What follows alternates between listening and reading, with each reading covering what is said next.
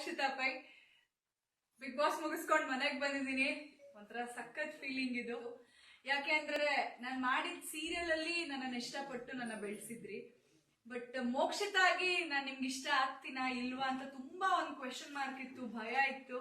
But Mokshitha ಹೇಗಿದ್ದಾರೋ ಅವ್ರನ್ನ ಹಾಗೆ ಇಷ್ಟಪಟ್ಟಿದ್ದೀರಾ, support ಮಾಡಿದ್ದೀರಾ. ಅಂಡ್ ಬಿಗ್ ಬಾಸ್ ಮನೇಲಿ ಅತಿ ಹೆಚ್ಚು ನಾಮಿನೇಟ್ ಆಗಿದ್ದೆ ನಾನು.